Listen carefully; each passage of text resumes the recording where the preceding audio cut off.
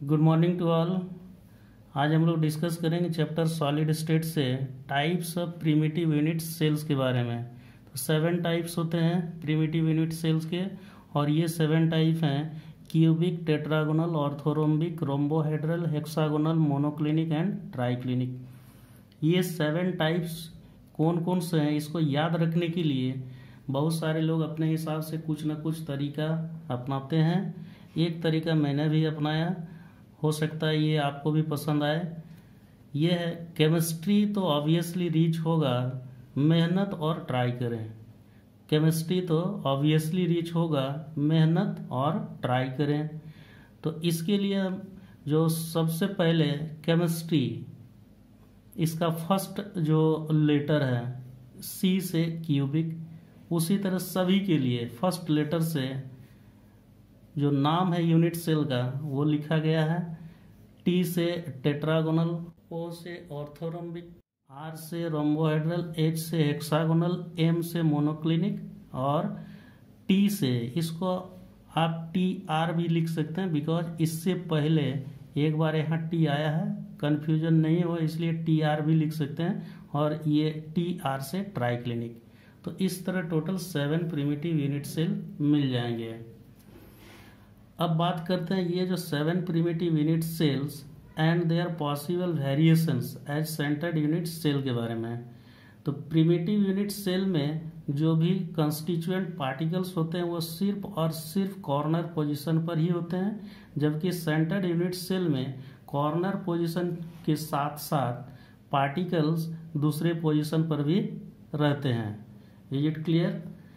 तो हियर सबसे पहले ये जिस सीक्वेंस में मैंने लिखा है उसी सीक्वेंस में फिर से एक बार लिखा गया है। Cubic, tetragonal, orthorhombic, rhombohedral, hexagonal, monoclinic और ट्राइक्लिनिक। उसके बाद लेफ्ट साइड में एक्सियल डिस्टेंस या एज लेंथ, उसके जस्ट नीचे एक्सियल एंगल्स, और सबसे बाद में possible variations.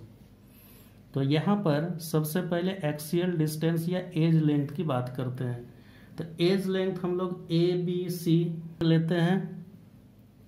In case of cubic, A is equal to B is equal to C. First में क्यूबिक, लास्ट में ट्राइक्लिनिक। तो सबसे पहले क्यूबिक के बाद बिल्कुल लास्ट ट्राइक्लिनिक में आइए, और ये क्यूबिक से जस्ट बिल्कुल अपोजिट। तो ये हो जाएगा A is not equal to B is not equal to C. तो सबसे पहले इन दोनों को लिख लें। उसके बाद टेट्रागोनल में, तो इन दिस केस टेट्रागोनल में A is equal to B is not equal to C. Orthorhombic में A not equals to B not equals to C. Is it clear? अब इसके बाद ये जो 3 जो बच रहे हैं, ये जो सीक्वेंस लिखा गया है इसी को फिर से उसी सीक्वेंस में यहाँ लिख दें। तो जैसा क्यूबिक में लिखा गया तो क्यूबिक वाला इस रोम्बोहेड्रल में लिखें। तो फिर से यहाँ पर ये रोम्बोहेड्रल के लिए A is equal to B is equal to C होगा। अब इसके बाद टेट्रागोनल वाला इसमें हेक्सागोनल में लिखिए। तो ये हो जाएगा A equals to B not equal to C. और ये जो थर्ड वाला है इसको इस मोनोक्लिनिक में, तो यहाँ पर A is not equal to B is not equal to C. तो इस तरह ये टोटल जो 7 जो प्रिमिटिव यूनिट सेल्स हैं सबका एक्सियल डिस्टेंस या एज लेंथ आप लिख सकते हैं। अब इसके बाद एक्सियल एंगल्स, तो axial angles alpha beta gamma में हम लोग लिखते हैं। उसके लिए जिस तरह सबसे पहले क्यूबिक में और उसके बाद ट्राइक्लिनिक में लिखे, यहाँ भी उसी को फॉलो कीजिए। तो इन दिस केस क्यूबिक में alpha is equal to beta is equal to gamma is equal to 90 degree का होगा, और ट्राइक्लिनिक में opposite, just alpha is not equal to beta is not equal to gamma is not equal to 90 degree. ये दोनों पहले लिख लें। अब इसके बाद टेट्रागोनल में alpha is equal to beta is equal to gamma equal to 90 degree, और इस ऑर्थोरोम्बिक में भी सेम वही होगा, alpha is equal to beta is equal to gamma is equal to 90 degree. तो यहाँ पर क्यूबिक, टेट्रागोनल और ऑर्थोरोम्बिक इन तीनों ही केस में alpha is equal to beta is equal to gamma is equal to 90 degree.